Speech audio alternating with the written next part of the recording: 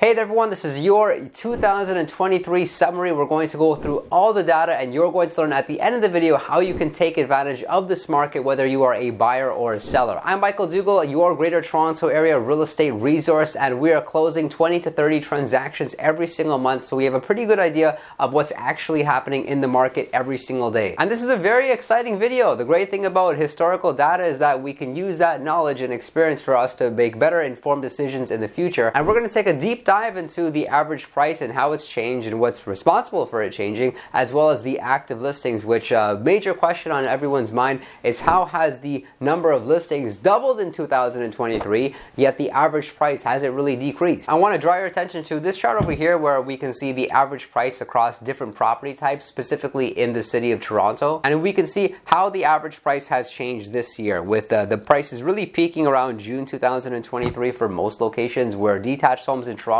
were actually selling close to $2 million, whereas now they're selling around 1.5, 1.6. And the story prior to 2022 was that the number of listings was what was controlling the price. So if the listings were low, average price would be higher. If listings were higher, average price would be lower. However, now we're actually in a market where the interest rate is specifically what's responsible for the average price coming up or coming down. And as expected, every price increase or price decrease has happened as a result of the interest rate changing either higher or changing lower. So based on this information and most people's theory regarding the interest rate's relationship with the average price, in 2024, should the interest rates decrease, which they most likely will, the average price would likely come up. And the really big buying opportunities I'm seeing right now in the marketplace specifically is for condos, like downtown condos. The number of listings has really increased. Now I want to draw your attention to this chart over here where we're comparing November 2023 to November 2022. And surprisingly, you're seeing that our average price is actually up by 0.3%.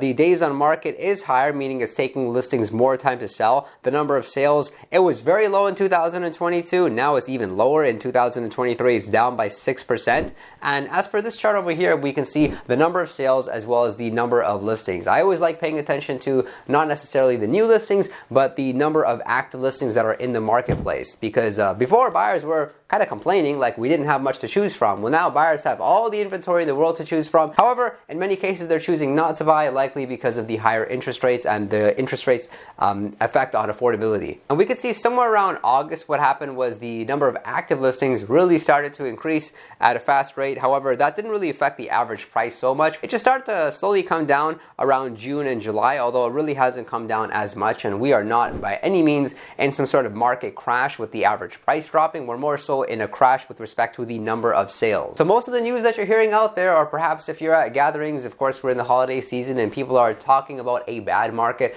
they're a little bit misinformed if they're referring to the average price. It hasn't changed that much. Sure, the average price is down relative to the high point that we experienced this year as well as last year. However, it's the number of transactions which are just very low. As a matter of fact, they're actually the lowest we've seen in over 20 years. And if you were to ask what's selling well, what's not selling well, if you look at freehold properties, so detached, semi-detached homes, townhomes, provided that they're priced competitively, these listings are selling between 7 to 14 days. I wouldn't say that they're getting record-breaking prices. We don't see that anymore. Before, what we were seeing was that listings would often be sold and we had never seen a property sell for that much in a specific community. That's not really happening anymore. However, those properties are selling well. What's actually not selling well at this particular time are Toronto condos, surprisingly. And that's specifically because the number of active listings in the Toronto condo market has really skyrocketed over the past several months. This happened, you can say quarter 3, quarter 4. So I really think that there are buying opportunities out there, considering that a lot of these condos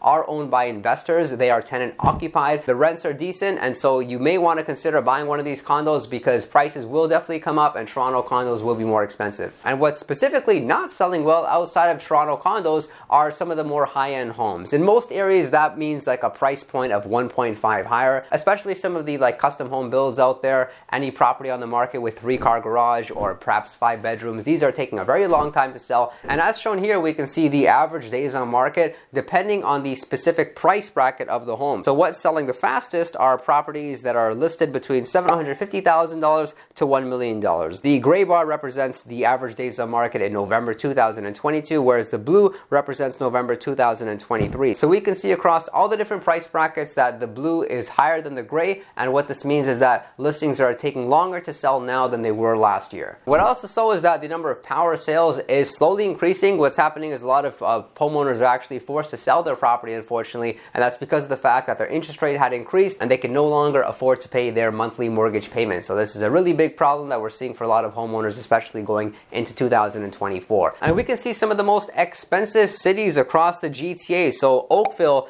is actually leading with the average price at 1.6 million, the median price being at 1.2 million. Toronto being 14th ranked with the average price being at 1.1 million. Orangeville is at the very bottom. We've also got Ajax, we've got Pickering, Milton, really great areas. And in my next video, I'm going to share my market predictions for 2024, which is one of my favorite videos of the year. Be sure to subscribe if you did find the information valuable. And if you are considering selling or buying, call me, 416-671-5218. I will make sure that you are getting 10 out of 10 service. And real estate agents, I really appreciate your support. If you want to grow your business and you want to be backed by great resources, tools, and mentors, make sure to reach out to me to learn more about eXp Realty. You can call me or you can book a meeting with me in the description box below. I look forward to seeing you all next time, and enjoy the holiday season.